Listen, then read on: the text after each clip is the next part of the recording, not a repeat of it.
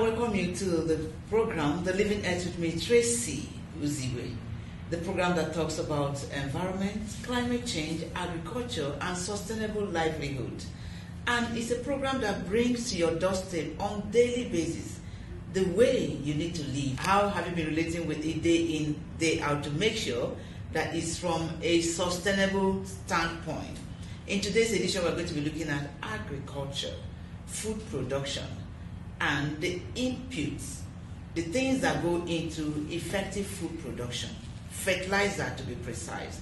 We know that back in the days, early 60s, 70s, when the population has not yet exploded the way it has now, bush fallow system, they leave a particular plot of land after farming for a while and move to another one, and then natural manures and all that could sustain food production.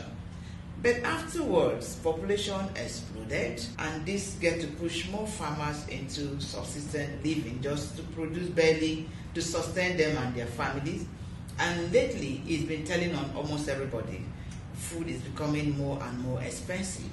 And when that happens, it means it's becoming more scarce. Food production and what it used to be has seriously dwindled. So in this edition of the program, we're going to be looking at organizations, associations, government component that do one or two aspects of things to make sure that we up our game and our food production get back to what it is.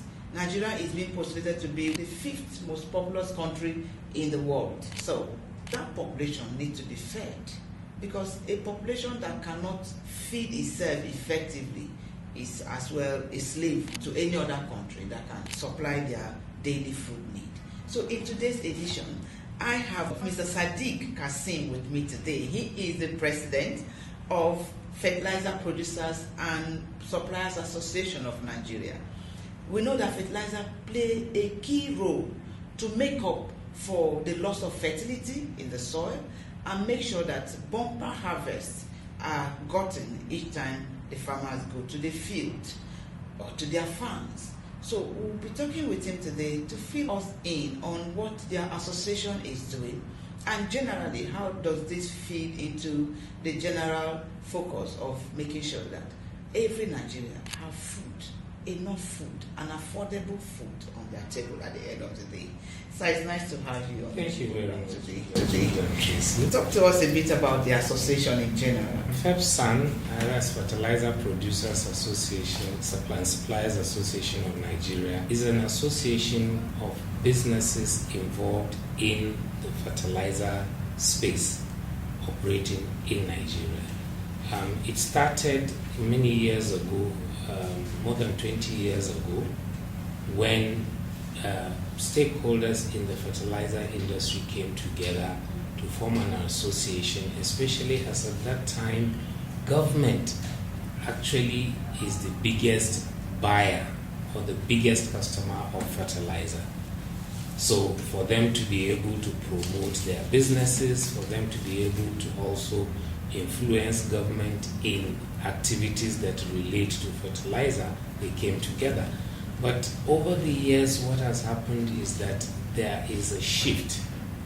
What the association today aims to do is not just promote government patronage, but also promote how they, as an industry, come together to improve the space. Because from your introductory statement, you've mentioned Nigeria. Over the years, the space is dwindling in terms of the size, probably because of the population, but more because productivity has declined. Now, why has that happened? It has happened simply because fertilizer use in Nigeria has always been very low. Even by African standards, we are still half of the Africa Fertilizer declaration that happened in 2006 that required that farmers should be able to use at least 50 kilograms of fertilizer per hectare. Nigeria is still halfway to that from 2006 to date. That's almost 20 years ago. We have still not reached the minimum target. countries like Tanzania, for instance, or Kenya have actually surpassed it.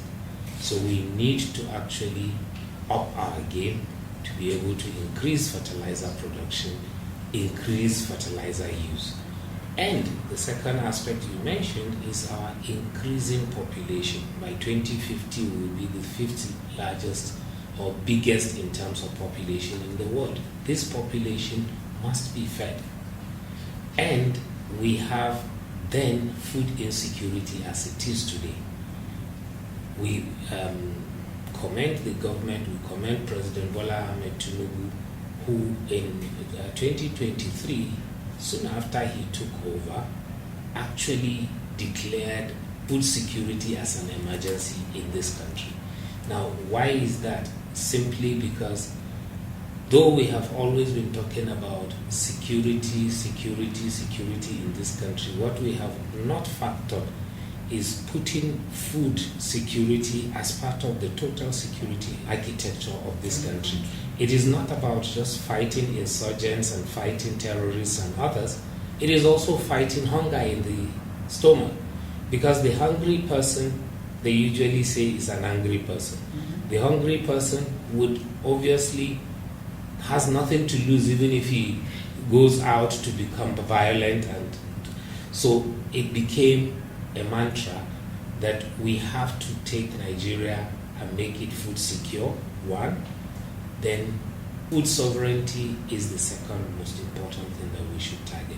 So that aside, now as a fertilizer association, we came together and our objective is, as businesses, how do we grow the space?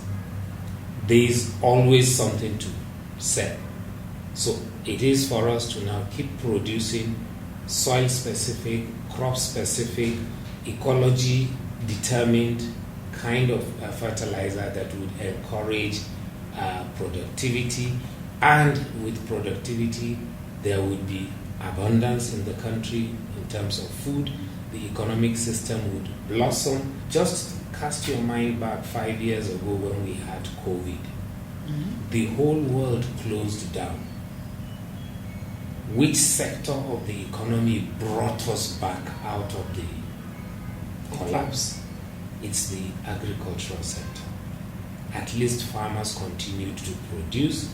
We never had riots in terms of people queuing up to buy food or even fighting to get food.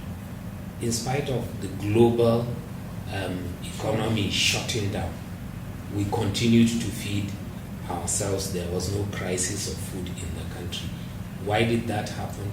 Because farmers have built that resilience, and we know that with little encouragement, with a level playing field, with an economic environment that allows for people like us to support the productive system, things will continue to work its way. So we came as an association. Then about 7-8 years, maybe 9 years ago, President Buhari, the former president, came up with an initiative called the Presidential Fertilizer Initiative. What was that? His idea was, if you recall his mantra, let us eat what we produce, let us produce what we eat. And by extension, that means that we should now start looking inwards for whatever we want. We can only go out if we don't have it. There was an understanding, a study that showed that with Nigeria's abundant resources, 60% of fertilizer raw materials needed for every blend of fertilizer is actually Nigerian, domiciled and in Nigeria. So why do we, before that time, import 100% of our fertilizer needs? He stopped it. He said, let's produce in Nigeria. As at the time he started this initiative, there were only about 4 or 5 active fertilizer plants in the country. That is, if you just keep aside Notore doing urea and Indorama, also with their limited capacities. However, when he started this program Today we have over 90 blending plants operating.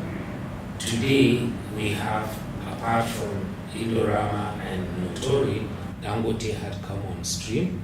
Today, Nigeria is a net exporter of fertilizers, not only to Africa but to the rest of the world. So this is happening. So there is actually a silent revolution happening, which we believe with consistent policy, things would keep growing. Recently, when President Tinubu visited Brazil on a state visit, one of the key things that was put on the table in the discussions between Nigeria and Brazil was fertilizer supply.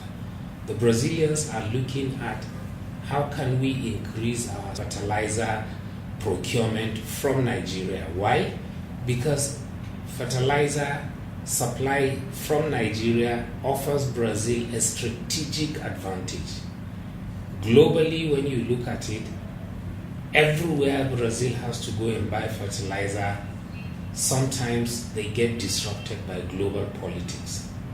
If there is a problem in Eastern Europe, either the Russia-Ukraine war or something happening, there is a blockage. If there is something happening in the Middle East between Israel and the Arabs, it's blocked.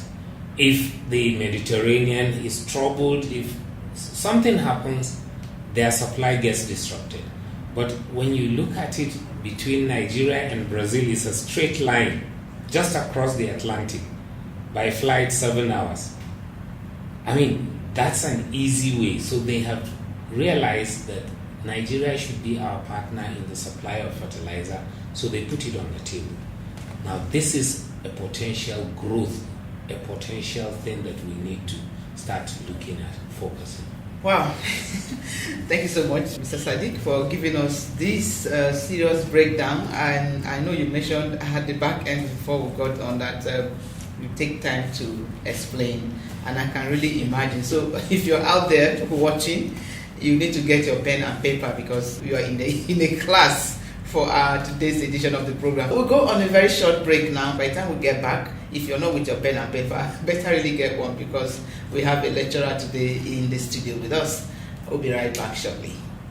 My name is Dr. Mohammed Abubakar. Ibrahim Musa Goni is my name. My name is Dr. Isiaq Adekunle Salako, Honorable Minister of Environment, Conservation National Park Service of Nigeria. Minister of State for Environment, Federal Republic of Nigeria. I would like to invite you Nigerians and everybody worldwide to keep watching and listening listening to the Living Earth. Living Earth. living All right, so